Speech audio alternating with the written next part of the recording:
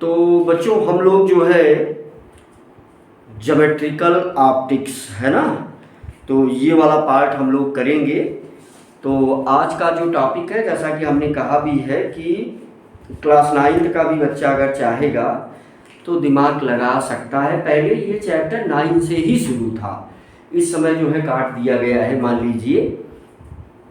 हाँ, कुछ अच्छे सवाल हम करेंगे, लेकिन जब जीरो से उसको कनेक्ट किए रहेंगे और जो भी मैथमेटिकल कंसेप्ट है उसका अगर हम पूर्णतया डील किए रहेंगे तो मुझे नहीं लगता है किसी बच्चे को प्रॉब्लम होनी चाहिए।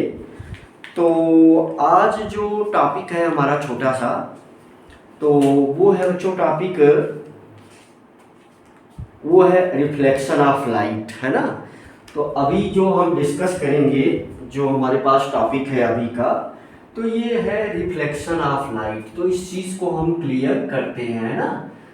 तो पॉइंट यहाँ पर ये है रिफ्लेक्शन ऑफ लाइट,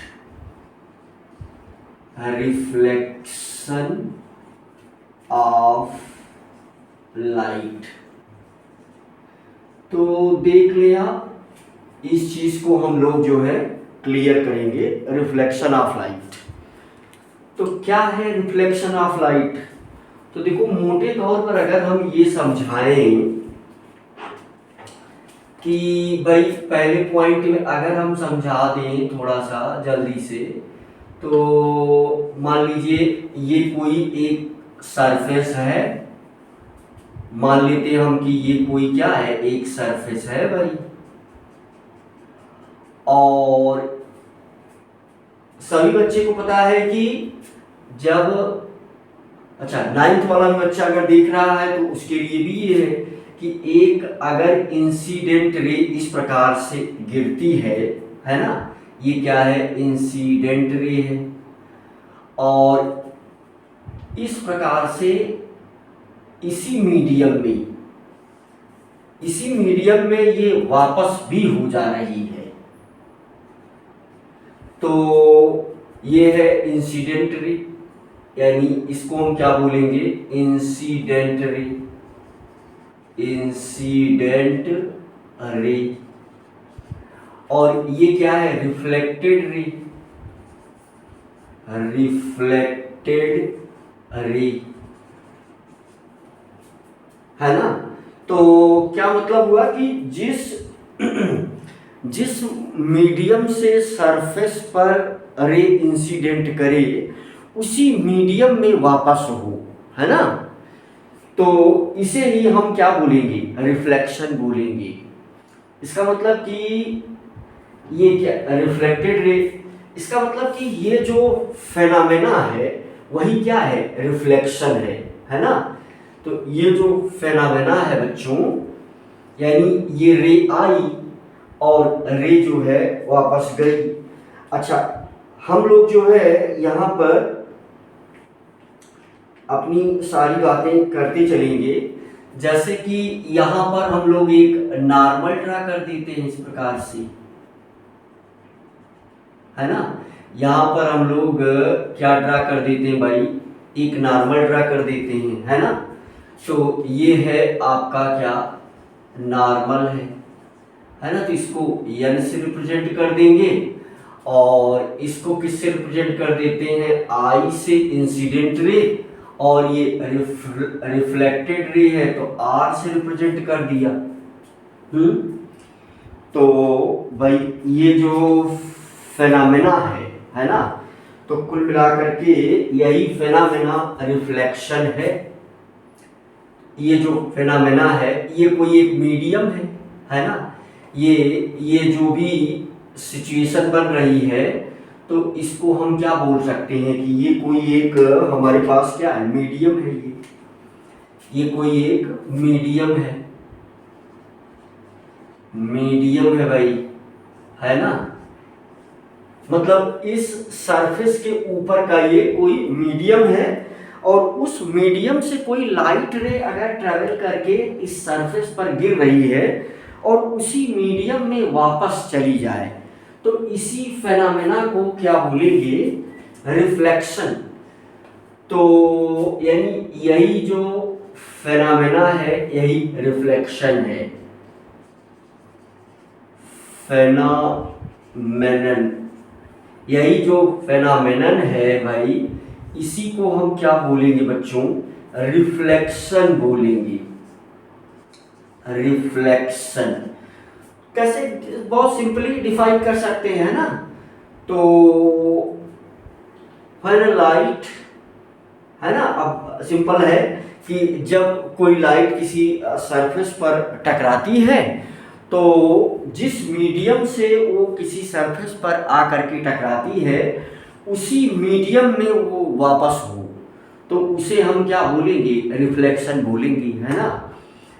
तो रिफ्लेक्शन इज ए फेनोमेना, तो it is a phenomenon, it is a phenomenon in which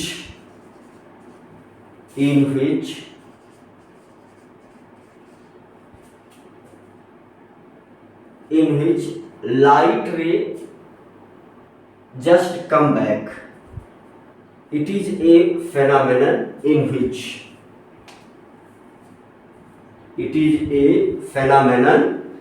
which बहुत मोटी मोटी बातें हैं, सब आप धीरे धीरे समझ जाएंगे, बस थोड़ा सा पेशेंस आप बनाएंगे तो हम एकदम हायर लेवल पर पहुंच जाएंगे इसके, है ना।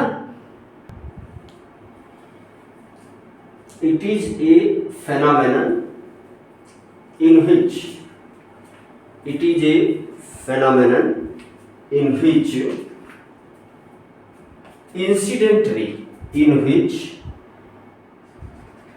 Incident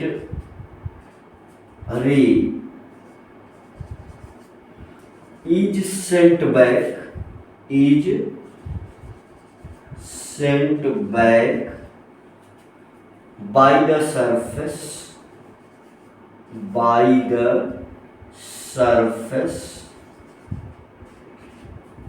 incident ray is sent back by the surface in same medium.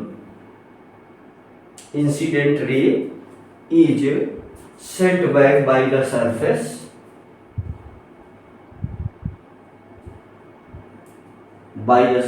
in same medium.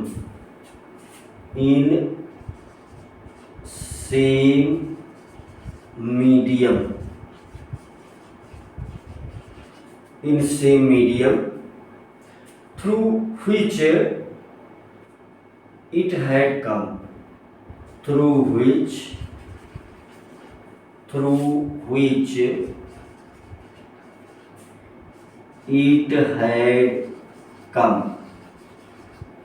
तो जिससे ये आई थी, जिस मीडियम से, उसी मीडियम में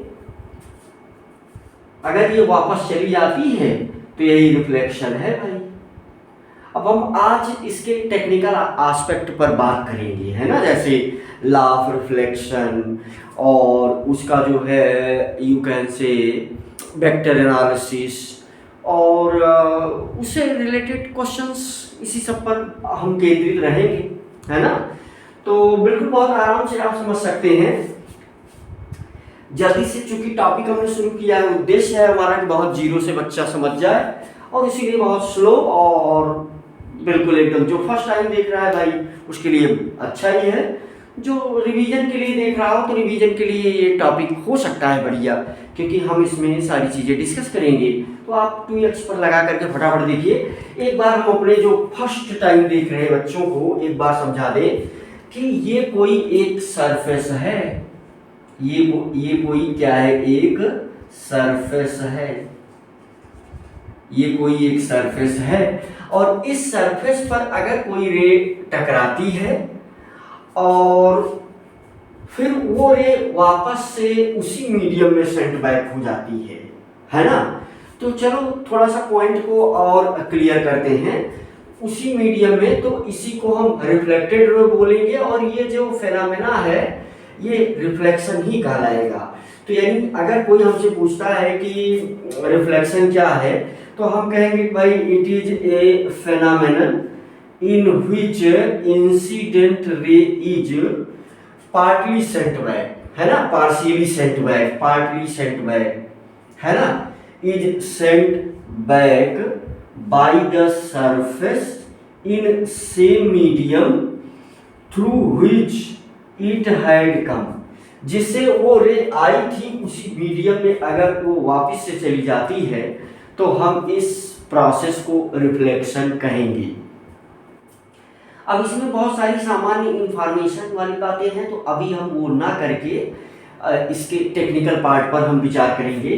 तो देखो बच्चों, जरा सा पॉइंट अगले वाले पॉइंट में मैं ये बताऊंगा कि जैसे मान लो कि कोई ये अगर सरफेस है हमारे पास, तो जब इस पर कोई लाइट रे आ करके इंसिडेंट करेगी, है ना, ये कोई सरफेस है और इस पर अगर कोई लाइट रे इस प्रकार से आ करके टकराती है ना, लाइट रे आ करके टकराती है, मेरे ख्याल से आप समझेंगे।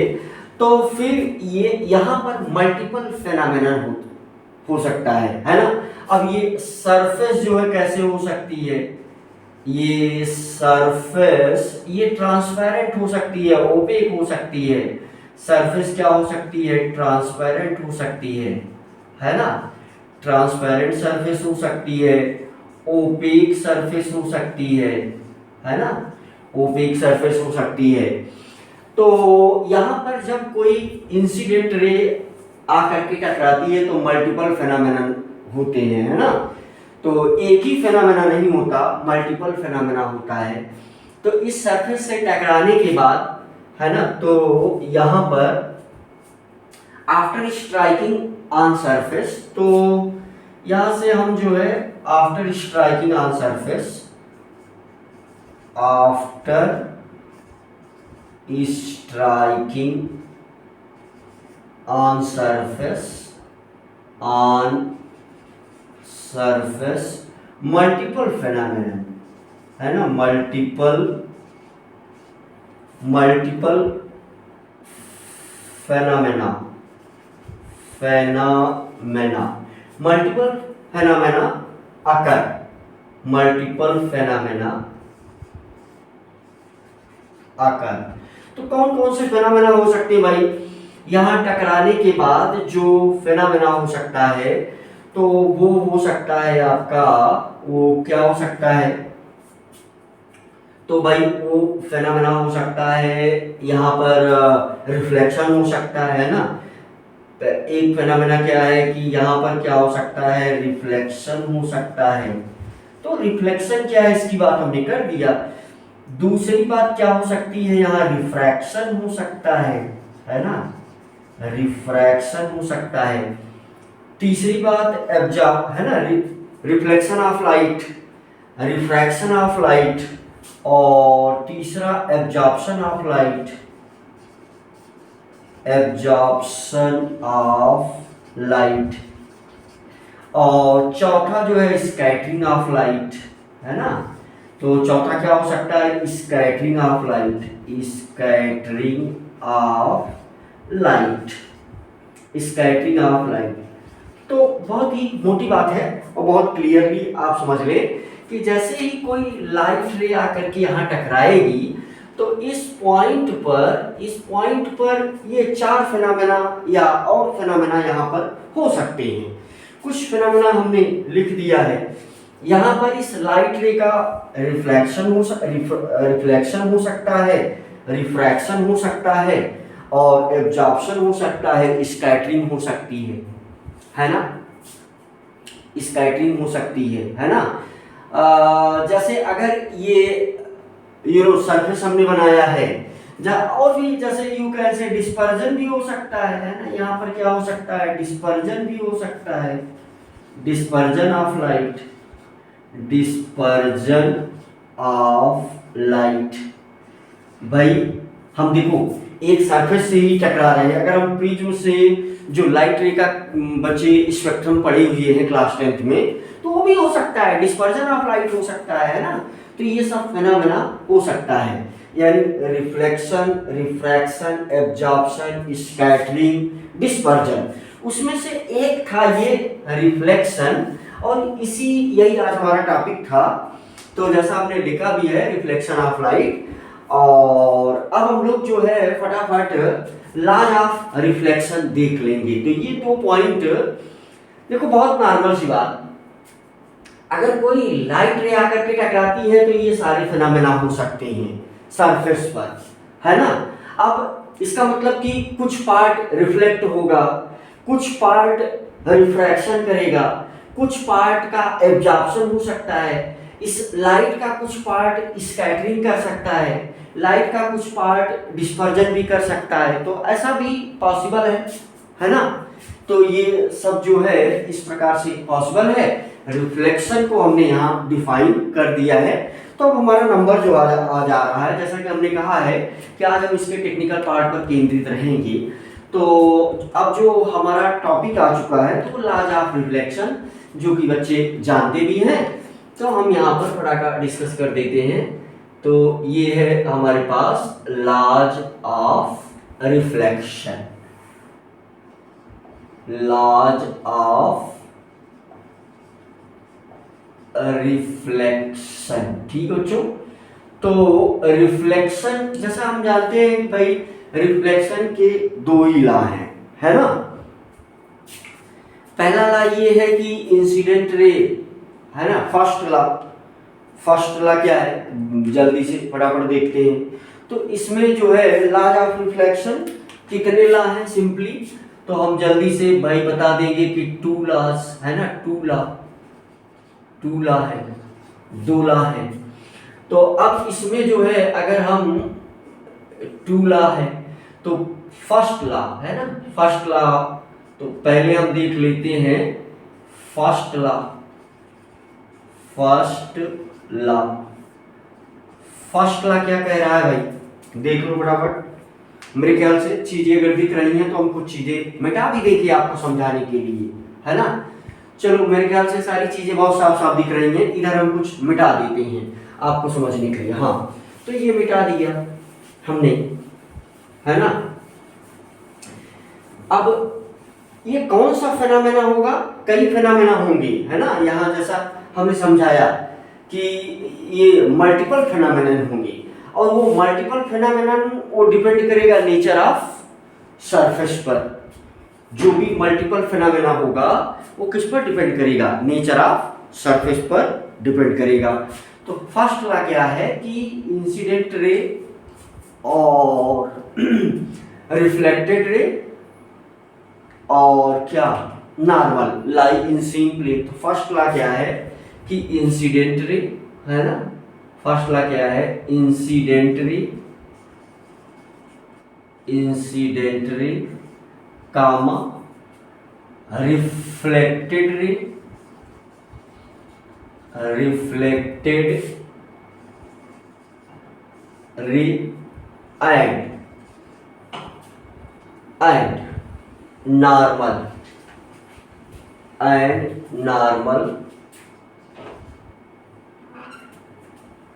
And normal lie in same plane,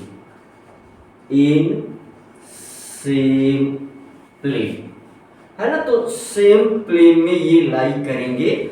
तो बच्चे बहुत पहले से ही, है ना, incident ray, reflected ray and normal lie in same plane.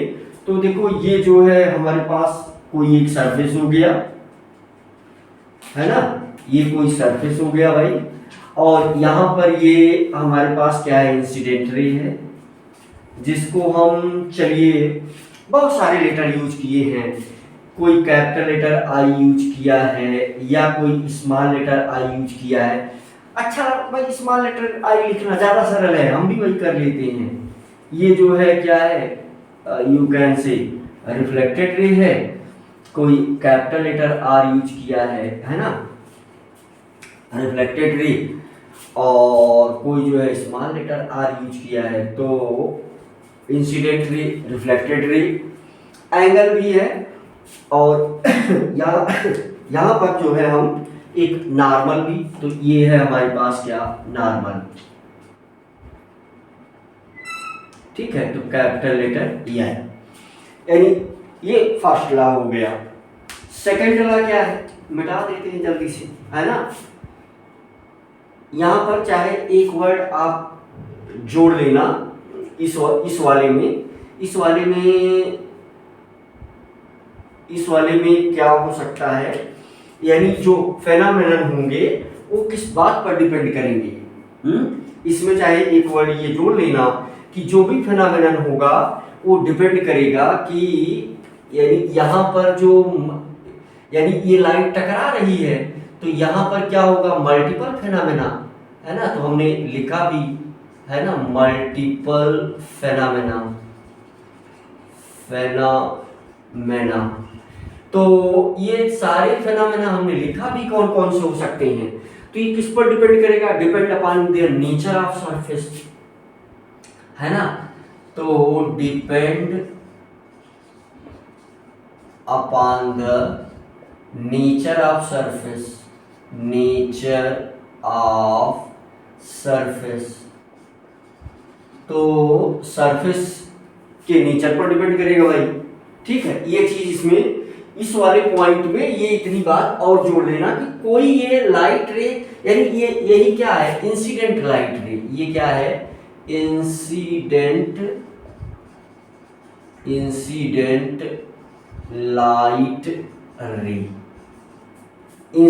Light रे।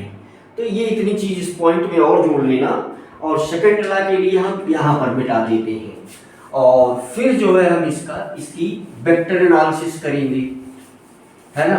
वेक्टर एनालिसिस में भी कई तरीके से सवाल और बहुत सारी चीजें बनती हैं, तो वो सारी चीजें हम लोग एक एक करके देख लेंगे, है ना। तो सेकंड लॉ इसका है। अभी तो मान लीजिए कुछ बच्चे ऐसा कह सकते हैं कि सर 9th वाले बच्चे कैसे वेक्टर एनालिसिस समझेंगे।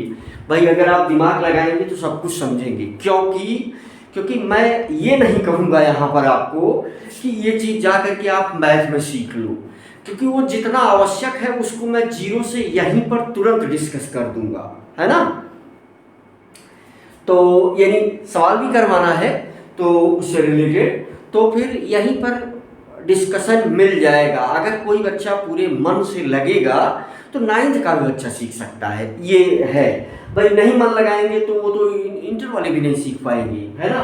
तो कुल मिला करके मेहनत आपको भी करनी है उसी साथ साथ में, है ना। तो मैं ये कह रहा हूँ बच्चों कि सेकंड लॉ भी बहुत सारे बच्चे जानते हैं। तो सेकंड लॉ क्या है कि व्हाट इज सेकंड लॉ, तो angle i is equal to angle r. First law हो गया, यहां पर सेकंड लॉ है ना, सेकंड लॉ। तो angle i is equal to angle r ऐसे डायरेक्ट लिख दिया जाता है।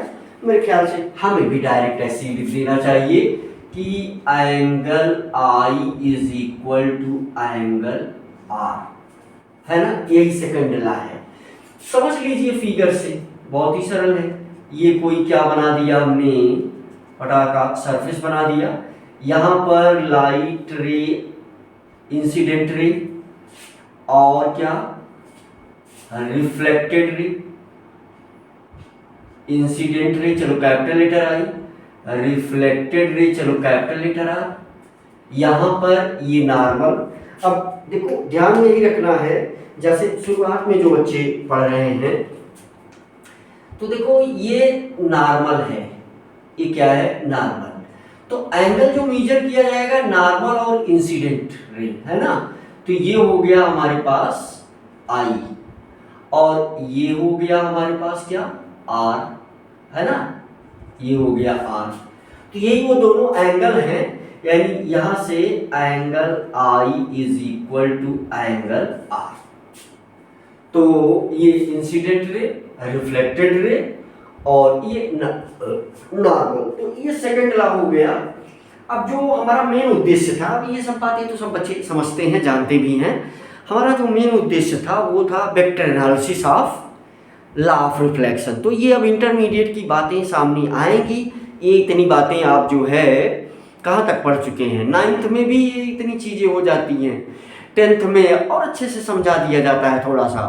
तो लेकिन अब इसी के बाद जो है वेक्टर एनालिसिस आप देख लीजिए, है ना। तो ये मोटी मोटी बातें बच्चे जानते हैं। Angle of incidence is equal to angle of reflection. तो क्या हो गया बच्चों, angle of incidence equal to angle of reflection. Angle of incidence equal to angle of incidence equal to angle of reflection. Angle of reflection, ठीक है भाई। तो ये दोनों छोटे छोटे लास्ट थे। अब जो है हम लोग, अब देखो ये रिप्रेजेंटेशन पर हमको नहीं जाना है ना। ये इंसिडेंट रे है, ये रिफ्लेक्टेड रे है। अब इस सब के अलावा जो है यूनिट वेक्टर को भी माना गया है, तो ये रिप्रेजेंटेशन है। अब अगर यहाँ हम थीटा लगा दें, है ना, ओ आर, जैसे यहाँ हम थीटा लगा दें तो ये जो है थीटा, ये भी थीटा, है ना। ऐसा भी हम कुछ कर सकते हैं। यहाँ पर भी आई और आर की जगह थीटा ही ले सकते हैं। तो ये मोटी मोटी बातें हैं, मुझे लग रहा है कि इससे बहुत सारा कंसर्न नहीं है। तो कैसे सवाल बनते हैं, किस प्रकार से लोगों ने वेक्टर एनालिसिस किया है, तो उसको हम लोग फटाफट देख लेते हैं। तो vector analysis of law of reflection, है ना, vector analysis of law of reflection. तो ये पॉइंट हम फटाका देख ले रहे हैं भाई, आप जो है इसे देख लें,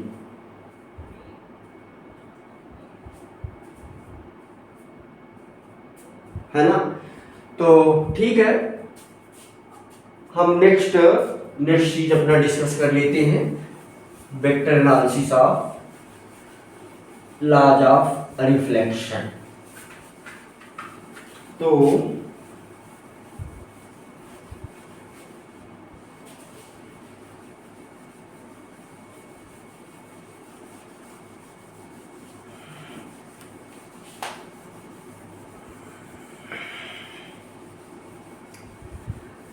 अब रिप्रेजेंटेशन चाहे जो भी हो, हम सवाल पकड़ करके आगे बढ़ जाया करेंगे, है ना। तो हम जो है अगले पॉइंट में ये बात देख ले रहे हैं, vector analysis of laws of reflection. तो ये पॉइंट है हमारा अगला, vector analysis of laws of reflection. कुल मिलाकर के इसका उद्देश्य क्या है, मोटे तौर पर हम ये बता दें तो मोटे तौर पर ये है, इसको पढ़ने का उद्देश्य ये है ना। मोटे तौर पर इसको पढ़ने का ये उद्देश्य है कि 3D में मोटे तौर पर क्या उद्देश्य है, ऑब्जेक्टिव। मोटे तौर पर इसको पढ़ने का जो ऑब्जेक्टिव है भाई, सवाल तो बनेगी, सवाल मीन्स एडवांस दोनों बन सकता है। तो इसका ऑब्जेक्टिव है कि 3D में डायरेक्शन, 3D में to find out direction, 3D में to find out the direction of reach in 3D, find out direction of reflected or incident ray, है ना। find out direction of reflected or incident ray, है ना, reflected और incident ray. तो देखिए ये जो है इंसिडेंट रेज, तो ये बड़ी बात है ना। Find out direction of reflected और इंसिडेंट रेज, तो ये इसका ऑब्जेक्टिव है पढ़ने का। अब कैसे, बहुत ही सरल है, तो पॉइंट वाइज हम समझ लेते हैं। तो इसमें कई प्रकार से चीजें लिखी गई हैं, जैसा हम बार बार करें, रिप्रेजेंटेशन पर हम नहीं जाएंगे। तो हम क्या कर लें, हम अलग अलग जो भी है तो उस सब को हम देख लेते हैं फटाफट। तो जैसे मान लो कि इसमें ये पहला जो मेथड है कुछ इस प्रकार से हम इसकी वेक्टर एनालिसिस कर सकते हैं। आप ध्यान दें तो ये एक हमारे पास कोई सरफेस हो गया है ना, ये कोई सरफेस हो गया। वेक्टर एनालिसिस में कुछ इस प्रकार से हम, तो ये हमारे पास क्या हो गया, इंसिडेंट रे हो गया और ये हो गया रिफ्लेक्टेड रे। और हम लोगों ने क्या किया है तो इससे यूनिट वेक्टर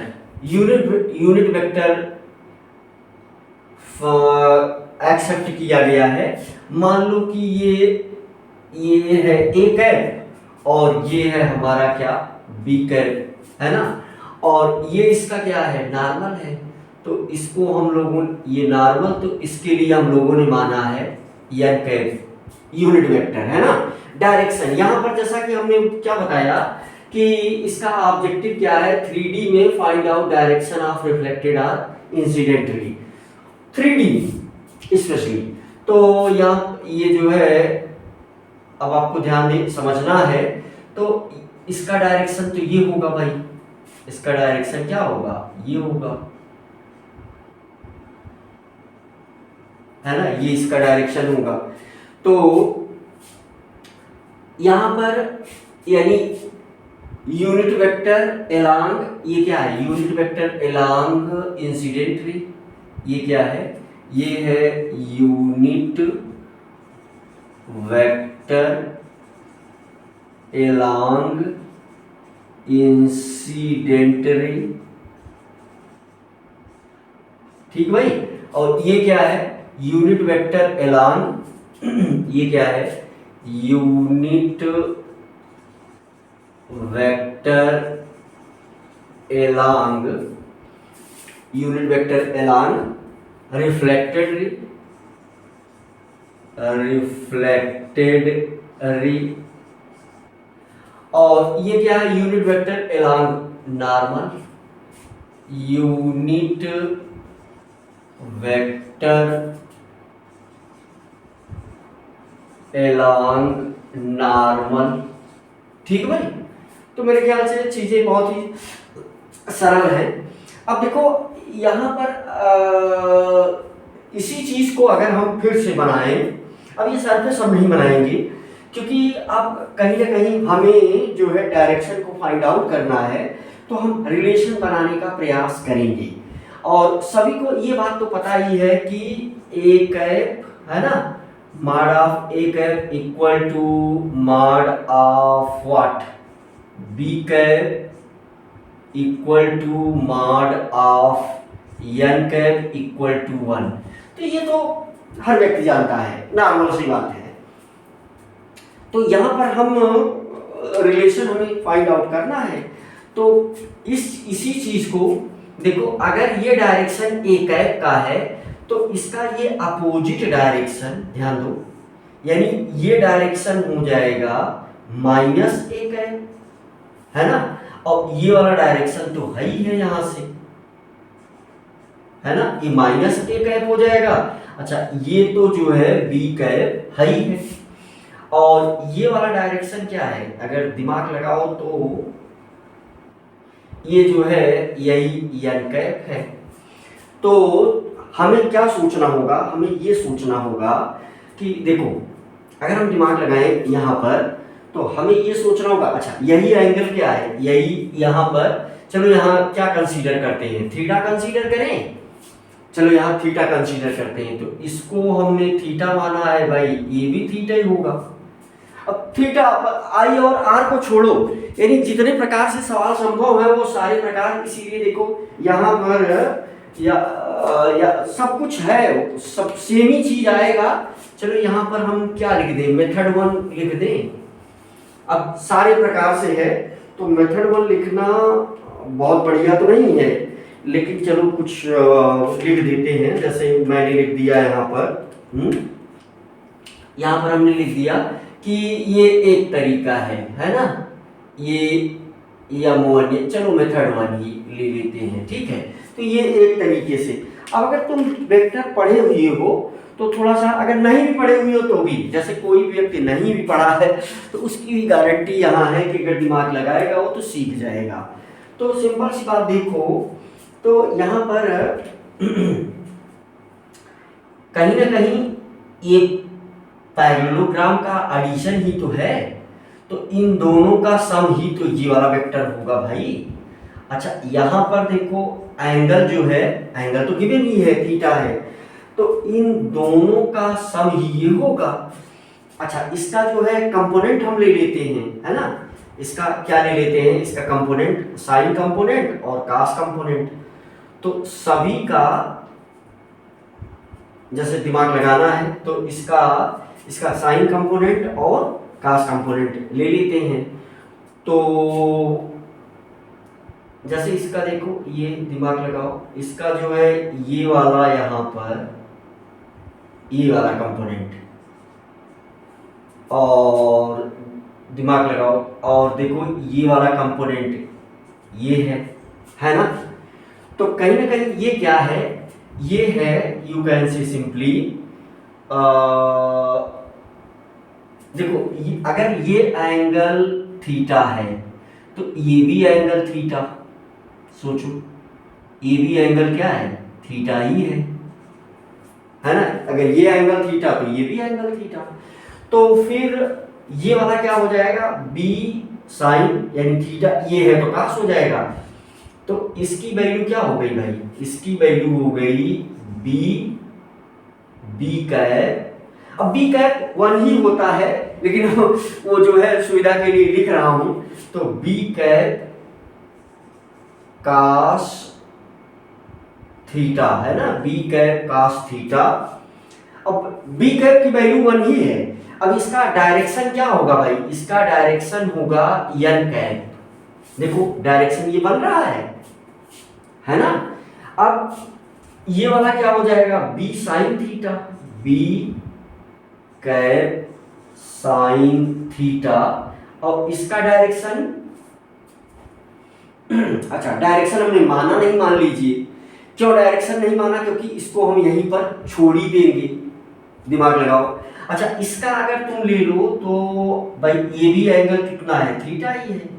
तो यहां पर अगर तुम इसका कंपोनेंट बनाओ तो देखो ये वाला एंगल भी, अगर ये थीटा तो तुम अगर दिमाग लगाओगे तो ये वाला भी थीटा, ये वाला भी थीटा, यानी ये वाला जो कंपोनेंट है ये क्या हो जाएगा यहां दिमाग लगाना है ना। तो ये वाला भी कंपोनेंट यही है। अब ये कास कंपोनेंट में बन रहा है, और ये वाला तो क्या हो जाएगा, यू कैन से साइन कंपोनेंट हो जाएगा। तो ये वाला देखो अपोजिट भी होगा और इक्वल भी होगा और कैंसिल आउट भी करेगा, तो इसको तो हम यहीं छोड़ देंगे भाई, और यही जो है क्या होगा, जुड़ेगा। अच्छा इसकी वैल्यू जो है क्या हो जाएगी, इसकी वैल्यू जो है 1 हो जाएगी, है ना। तो यहां से अगर हम दिमाग लगा लें तो इसकी वैल्यू जो है वो 1 हो जाएगी। तो यहां से ये वाला क्या हो जाएगा, ये हो जाएगा, हम अगर साइन भी दे दें तो, है ना, तो यू कैन से आईडी हो रहा है। तो यहां से हम इसको माइनस ए कैप, और ये क्या हो जाएगा sine theta, minus A cap, और यहां पर साइन थीटा। और अब देखो ये जो है दोनों कंपोनेंट क्या है, अपोजिट है, अपोजिट डायरेक्शन, तो कैंसिल आउट करेंगे और कास वाला भाई जुड़ेगा, है ना। यानी साइन कंपोनेंट क्या होगा, साइन कंपोनेंट उसका खत्म हो जाएगा और कास कंपोनेंट ही आपस में जुड़ेगा। देखो मैं इस चीज को इसीलिए एक से अधिक मेथड में कराऊंगा कि हो सकता है जो पहली बार पढ़ है बहुत सरल, जो पहली बार पढ़ रहा है उसको कंफ्यूजन क्रिएट होने लगी देखो कैसे कंफ्यूजन क्रिएट होगा। कंफ्यूजन ये क्रिएट होगा कि ये माइनस है, तो देखो बहुत ध्यान समझो, माइनस ए का डायरेक्शन यही है। इस बात को दिमाग बैठाओ भाई, माइनस ए कैप का डायरेक्शन ये है, तो इसका साइन कंपोनेंट इसके अपोजिट होगा। अब कुछ लोग सोचेंगे कि सर ये माइनस जो है ये यहाँ आ जाएगा, तो इसका प्लस कंपोनेंट ये दोनों जो है कैंसिल आउट नहीं करेंगे, कुछ लोग ऐसा सोच सकते हैं। लेकिन देखो तुम्हें ये सोचने की आवश्यकता है कि इसीलिए ये M1 लिखा हूं, अभी M2 भी लिखूंगा, M3 भी लिखूंगा, सभी से एक ही आंसर आना है। देखो बहुत एकदम रिलैक्स होकर के सोचना है भाई, माइनस ए का डायरेक्शन ये है और हमें माइनस ए वाला ही कंपोनेंट चाहिए, यानी जो ये वाला है, तो इसीलिए इसका डायरेक्शन भी नहीं लिख रहा हूं। तो मैं ये कहना चाह रहा हूं कि भाई ये जो है ये अपोजिट वाला है, ये क्या है, ये अपोजिट कंपोनेंट बन रहा है ना, और ये वाले दोनों जुड़ेंगे। अब देखो कुछ लोग यहां भी सोचेंगे कि ये प्लस माइनस घटना चाहिए, नहीं, ये माइनस ए जो है उसका डायरेक्शन ही यही है ना, ये माइनस साइन उसका देखो, मतलब ये वाला था तो इसी का जब हम माइनस ले लेंगे तो ये वाला हो जाए। देखो ये डायरेक्शन ए कैप है तो ये डायरेक्शन माइनस ए कैप है। देखो बहुत ही सरल और सिंपल है। तो ये वाला क्या बचे, ये वाला हो जाएगा, ये हो जाएगा हमारा, यानी ये इसका डायरेक्शन तो एन कैप है। अब देखो ये वाला और ये दोनों अपोजिट है, इस माइनस को लगा करके जोड़ने मत लगना भाई, यही इतना समझदारी यहाँ दिखाना है। और ये देखो यहाँ पर हमने 1 लिख ही दिया है, तो यहाँ पर ये क्या हो जाएगा हमारा, जैसे देखो यही है माइनस ए, ये वाला वेक्टर क्या है, तो ये माइनस ए कैप है, माइनस ए कैप है।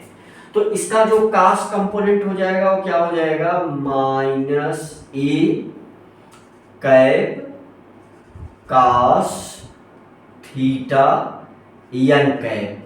तो देखो मीन्स एन कैप में ये क्या हो रहा है, ये जुड़ रहा है ना। तो अब हम इसको जोड़ देंगे, तो देखो ये तो यूनिट वेक्टर है, ये भी यूनिट वेक्टर है, तो इसकी वैल्यू तो 1 हो जाएगी। इसका मतलब कि इसमें वही 2 कास जुड़ रहा है, तो कास मिल करके, तो इसका मतलब हमें क्या मिला, बी कैप माइनस ए कैप, है ना, बी कैप माइनस ए कैप। चलो माडी लगा देते हैं, this will equal to 2 cos theta. अब देखो बस खत्म है पहला वाला। हाँ, यही इस माइनस वाले को डिस्टर्ब मत करना, क्योंकि देखो माइनस ए की साइन ये है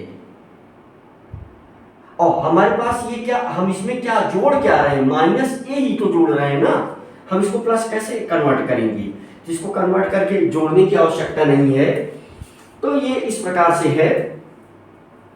अब यहां से हमें क्या मिल जाएगा, यहां से हमें मिल जाएगा, और थीटा की हम चाहे तो वैल्यू भी निकाल देंगे, है ना। और यहाँ पर ये क्या है, इसका डायरेक्शन क्या है, तो डायरेक्शन है एन कैप, है ना, इसका डायरेक्शन क्या है, एन कैप। तो देखो बस मेथड 1 तो ऐसे ही, मतलब मैं इसलिए मेथड 1 2 कुछ नहीं है, सेम है, वो आपको समझाने के लिए, क्योंकि सवाल का जो पैटर्न है, सवाल हो सकता है कभी ऐसा दे दिया जाए, सवाल जो M2 मैं लिखूंगा हो सकता है कभी उस पर दे दिया जाए, सवाल जो M3 लिखूंगा कभी हो सकता है उस पर दे दिया जाए, तो जल्दी से उसको इसीलिए करवा दे रहे हैं। तो देखो यहाँ से बी कैप क्या हो जाएगा, है ना, तो this B cap is equal to, A को इधर लेके आओ, तो ए, हाँ थीटा की वैल्यू हम अभी जो है क्या करेंगे, निकाल के रख देंगे। तो ए कैप और यहाँ पर क्या हो गया प्लस, तो यहाँ से क्या हो गया 2 कास थीटा, और इसका डायरेक्शन क्या है, एन कैप है। देखो अब यहाँ पर जैसे हम क्या चाहते हैं भाई, हम चाहते हैं कि कास थीटा की वैल्यू को हम यूनिट वेक्टर के फॉर्म में लिखा जाए।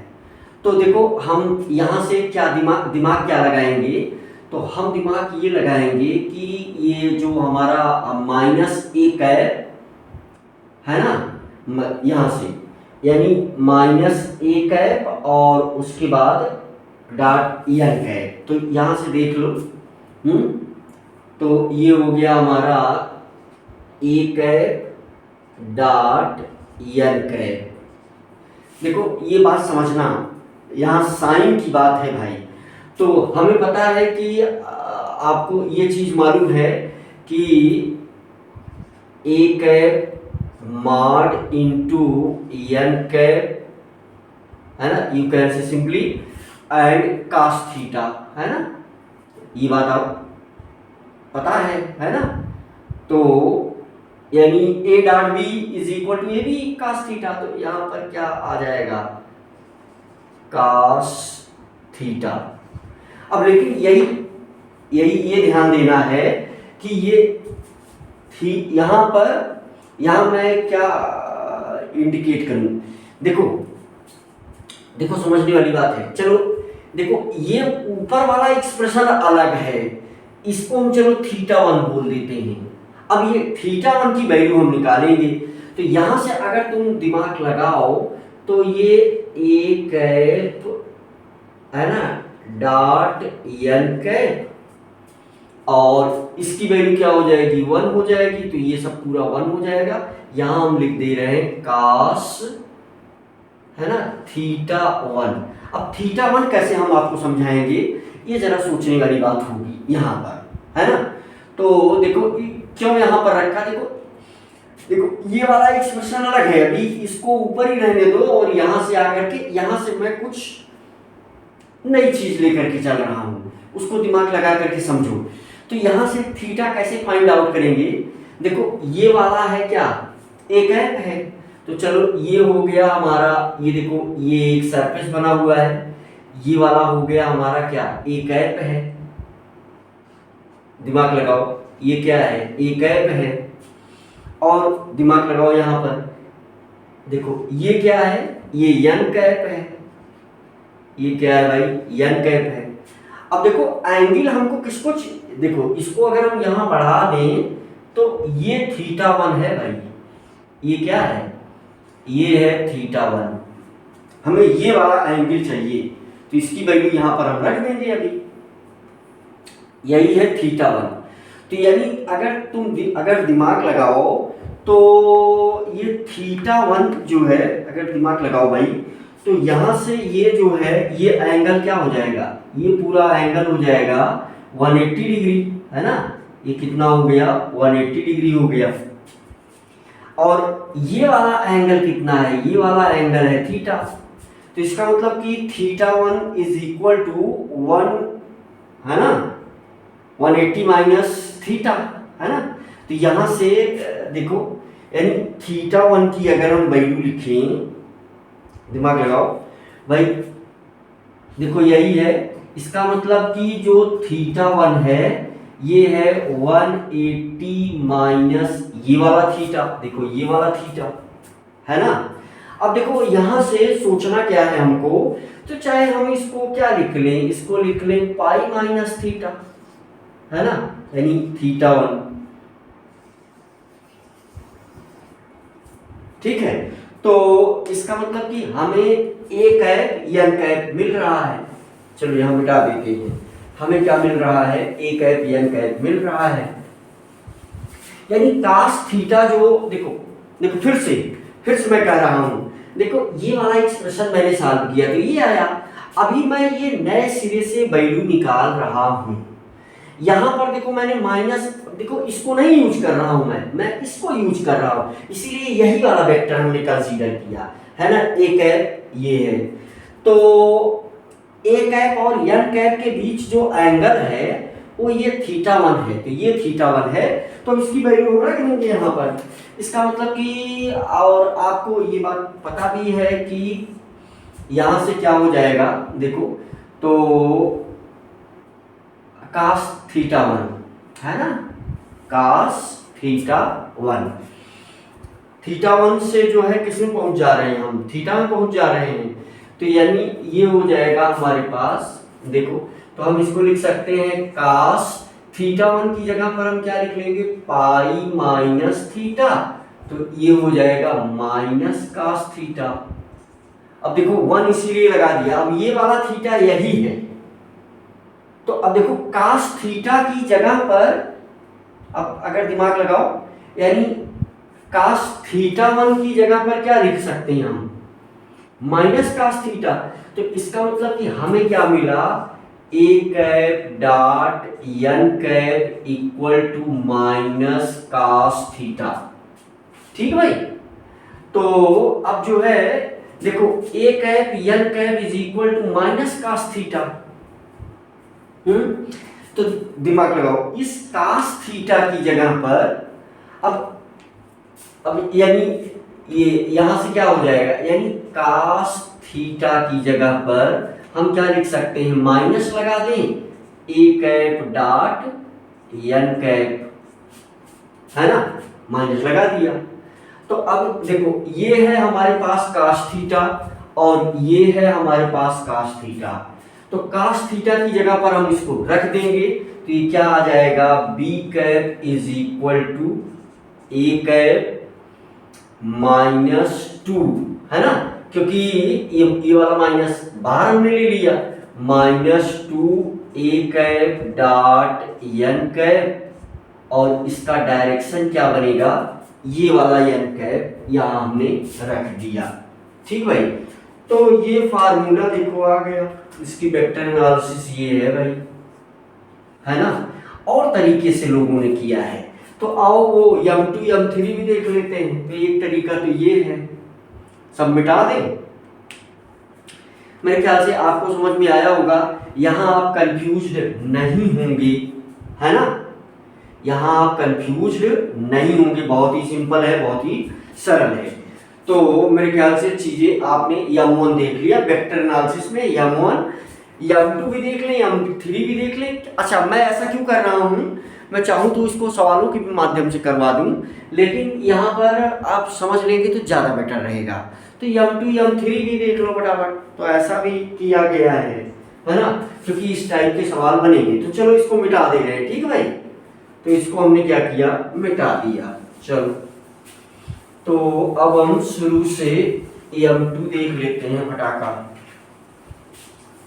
आना सबसे आंसर वही है, सभी से आंसर आना वही है भाई। ऑब्जेक्टिव जो है मेरे ख्याल से आप समझ रहे हैं कि इस लॉ की वेक्टर एनालिसिस, और हाँ अब मेरे ख्याल से आप समझ ही रहे होंगे कि अगर 3D मामला बन रहा है तो एडवांस में क्वेश्चन आने का चांस हमेशा रहता है इससे।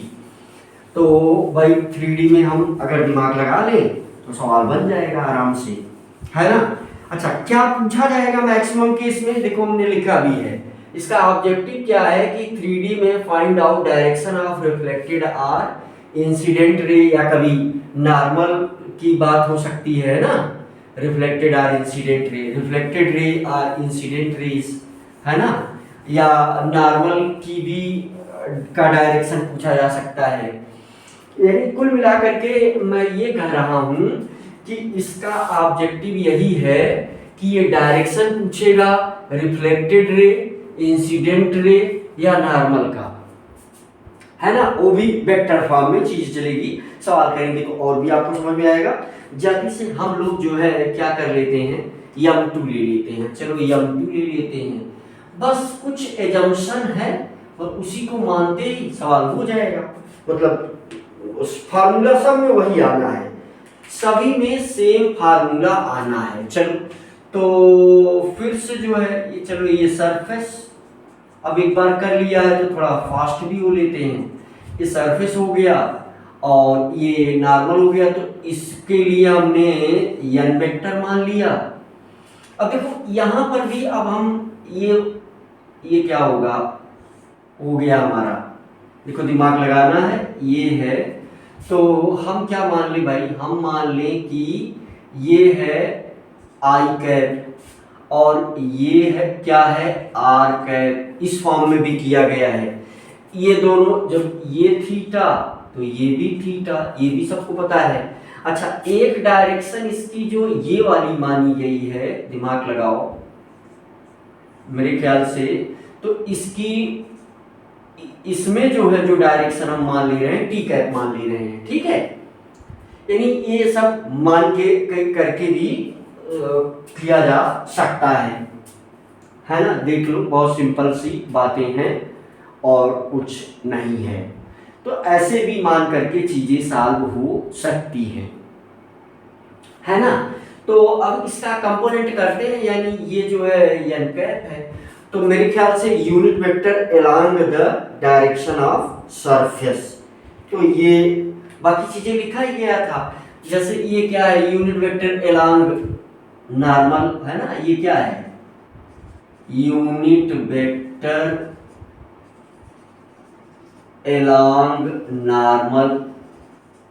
ये क्या है, unit vector along reflected ray, है ना। ये क्या है, यूनिट वेक्टर, पहले वाले में लिखा था unit vector along reflected ray.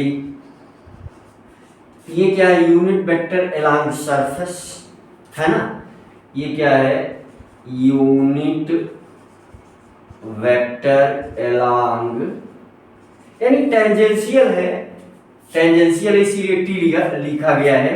Unit vector along, है ना, tangential along surface, along surface, यानी सरफेस का मतलब यही क्या है, टेंजेंशियल है, इसीलिए टी लिया गया है, टेंजेंशियल है, ठीक भाई।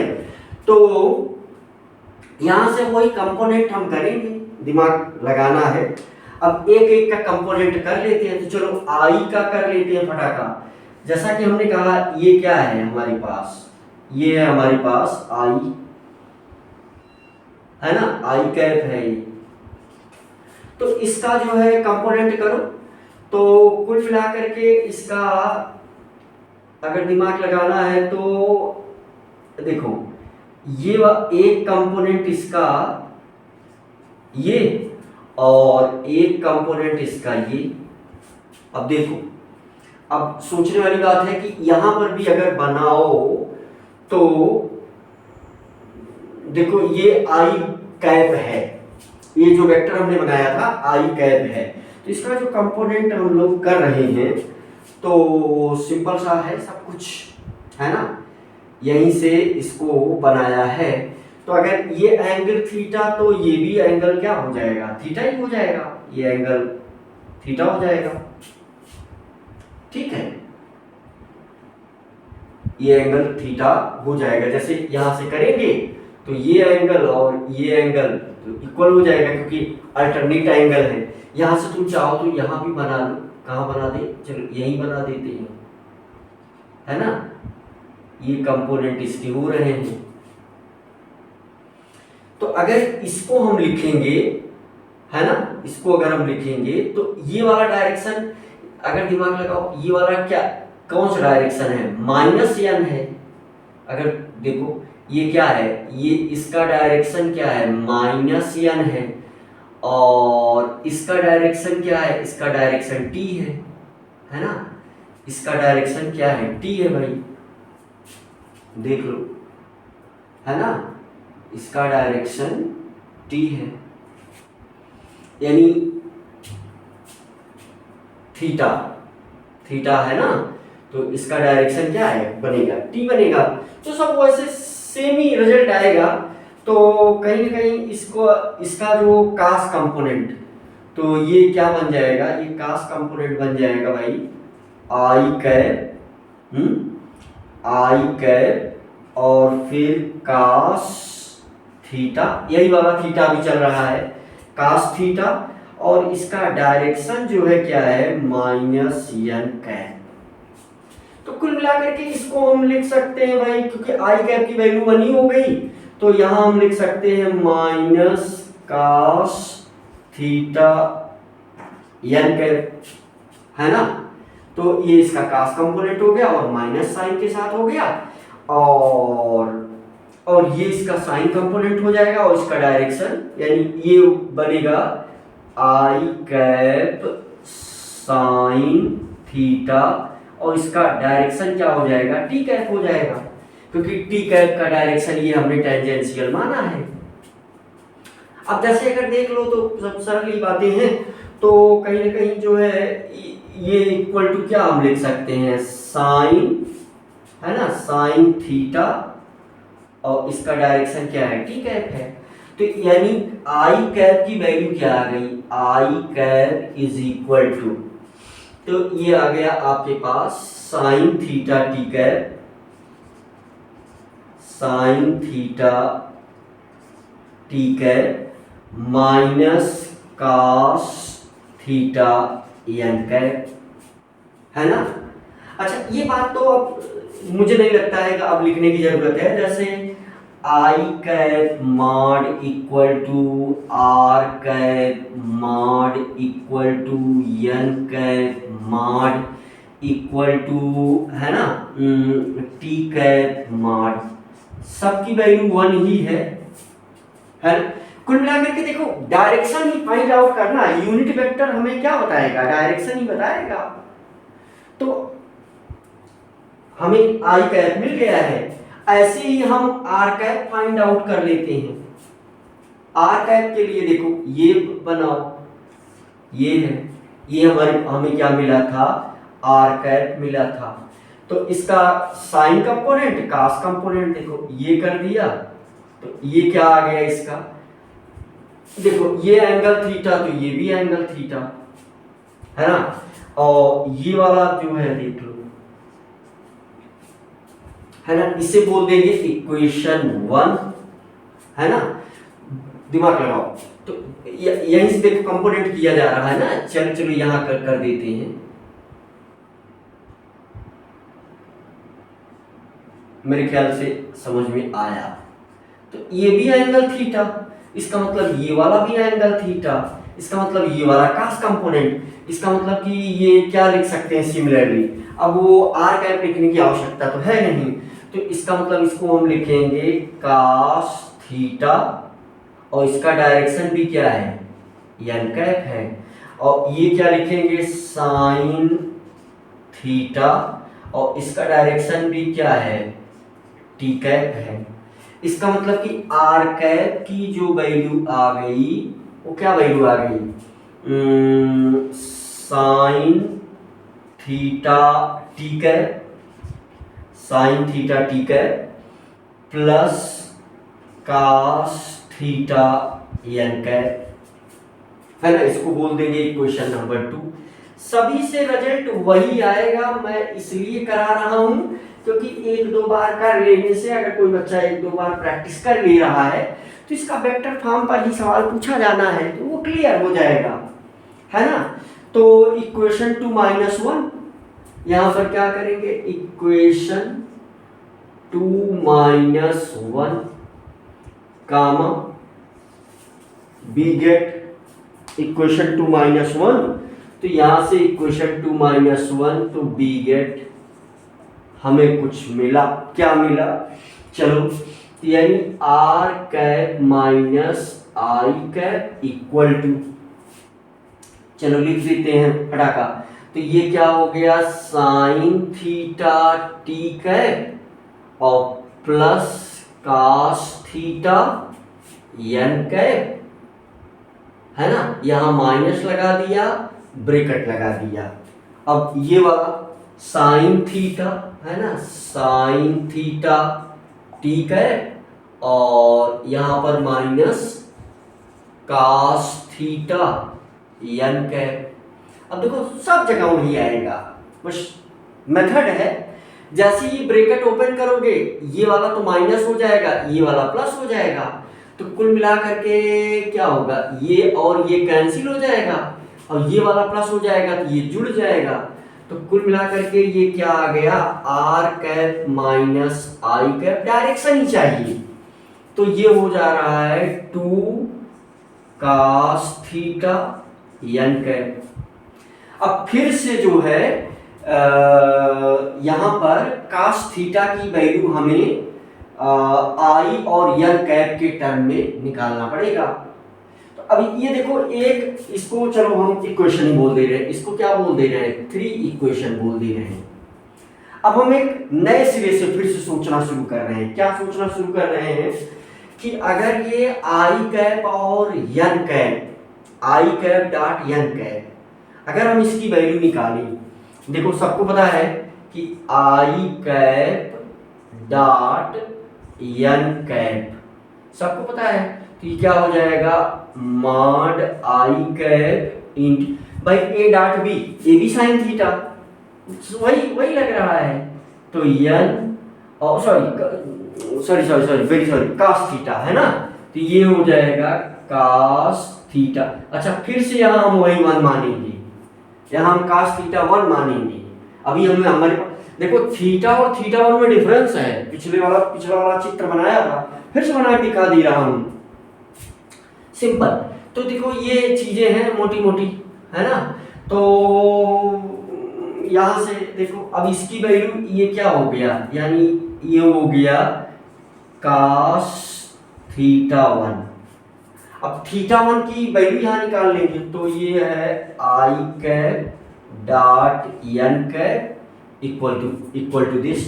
अब देखो पहले हम आई कैप बनाएंगे, देखो आई कैप यहाँ नीचे आएगा ना भाई, अब उसी फिगर में हम कुछ बचाना नहीं चाह रहे हैं, है ना। तो ये जो है, तो कुल मिलाकर के देखो ये वाला एंगल कितना बनेगा 180, और यही वाला है थीटा 1, अगर तुम दिमाग लगाओ यही थीटा 1 है। चलो इसको बना दे रहे हैं। देखो यहां से ये आया आई कैप, और ये यहां से क्या है, ये है हमारे पास एन कैप, ये क्या है एन कैप, ये एंगल है भैया थीटा, और यहां ये है क्या आई कैप। अब ये वाला एंगल, यही तो क्या था, यही सरफेस था। अब ये वाला थीटा 1 है, ये क्या है थीटा 1 है, और ये हमें पता है कि ये कितना होगा 180 डिग्री होगा, है ना। तो ऐसा सवालों में है, इसीलिए वो कर दे रहा हूं फटाफट। तो कुल मिलाकर के यहां से भी क्या मिल गया, यानी theta 1 is equal to 180 minus theta, है ना। इसका मतलब कि पाई माइनस थीटा, ऐसा कुछ हम लिख सकते हैं, है ना। थीटा 1 की जगह इसका मतलब कि हम लिख सकते हैं। तो यहाँ देख लो सिंपल सा, सब कुछ बहुत ही सिंपल है, मिटा दें या यही लिख दें।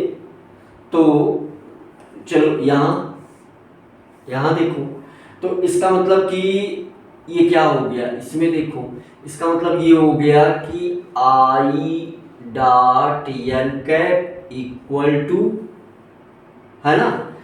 तो ये थीटा 1 की जगह हम लिख देंगे कास पाई माइनस, सब वही पुराना वाला है, नया क्या है ना। तो इसका मतलब कि I cap dot N cap equal to ये माइनस कास थीटा, और अब कास थीटा की वैल्यू ये हम लिख सकते हैं कास थीटा। अब ये थीटा देखो यही थीटा है, यानी कास थीटा की वैल्यू माइनस आई कैप और एन कैप।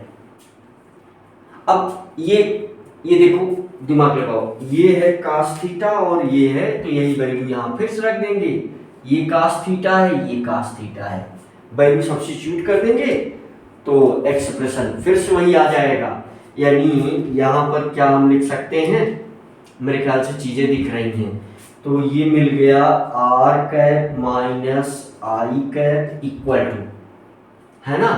तो ये -2 कास तो खत्म ही है, कास की जगह हम क्या लिखेंगे आई कैप एन कैप, आई कैप डॉट एन कैप, और इसका डायरेक्शन क्या है भाई, इसका डायरेक्शन है एन कैप। देखो कौन वाला एन कैप, ये वाला एन कैप यहाँ है, और कास थीटा की value I cap N cap minus sine के साथ है, ठीक है। तो मेरे ख्याल से बहुत साफ साफ चीजें दिख रही हैं कैमरे में, है ना। यानी सभी में रिजल्ट वही आना है। तो यहाँ से फिर वही रिजल्ट आ जाएगा, यहाँ से फिर से वही रिजल्ट आ जाएगा। यानी इसको हम क्या लिख सकते हैं, इसको लिख सकते हैं आर कैप इक्वल टू, सब में वही रिजल्ट आएगा, M3 में भी वही आएगा। यानी क्यों करवा रहे हो गुरुजी ये बार बार, बस वही सवाल इसी टाइप में दिए गए हैं, कभी आई में दिया गया, कभी आर में दिया गया, कभी ए में दिया गया, कभी ई में दिया गया, है ना। तो r cap -2 i cap dot N cap, इसका डायरेक्शन क्या है, एन कैप ही है, क्योंकि तो फिर से देखो वही फार्मूला आ गया, फिर से वही फार्मूला आ गया, है ना, फिर से वही फार्मूला आ गया। अच्छा, इसी चीज को ऐसे भी लिखा गया है ना, इसी चीज को जो है यहाँ पर capital letter i, capital letter r is equal to, ऐसा भी लिखा गया है, अभी लास्ट में लिख देंगे। चलो जल्दी से देख लो, अब M3 में समय नहीं लगाएंगे, है ना, M3 में समय नहीं लगाएंगे जरा सा भी, और सब कुछ सेम है तो इसलिए समय क्यों लगाए भाई। चलो मिटा दें, चलो मिटा दिया, ऐसा भी कुछ है सवालों में, है ना, कभी E1 E2 दे देगा। अच्छा, M3 में मुझे लग रहा है कि M3 वाला तुम खुद ही कर लेना, E1 E2 कर देते हैं, सब कुछ सेम प्रोसेस है। चलो हाँ, ये अच्छा तरीका हुआ कि इसी चीज को देखो, इसी चीज को और भी तरीके से लिखा गया है, ऐसे भी लिखा गया है E1 E2 के फॉर्म में, है ना। तो देखो इसी चीज को, चलो ये M3 हो गया, यानी मेथड 3 हो गया, ऐसा कुछ किया गया। अब इसको हम नहीं करने जा रहे हैं, इसको देखो ऐसे भी बना दिया गया है, यानी ये वो है हमारे पास E2 cap, E2 cap equal to E1 cap, E1 cap -2, और यहाँ पर यू कैन से E1 डॉट एन कैप, और इसका डायरेक्शन एन कैप, ऐसा भी लिखा गया है। ये भी इसका वेक्टर फॉर्म है, जो आ जाए, है ना, जो अब इसको आप बना लेना, है ना। अब ये क्या है, unit vector along reflected ray, ये क्या है, unit vector along reflected ray, ये क्या है, unit vector along incident ray, है ना, unit vector along incident ray, है ना, इंसिडेंट रे, ये भी है भाई। अब एन कैप को आप समझ ही सकते हैं, unit vector along normal, unit vector along normal, है ना। इसको ऐसे भी लिखा गया है, R is equal to I -2 with in bracket I dot N cap, इसका डायरेक्शन एन कैप, ऐसे भी लिखा गया है।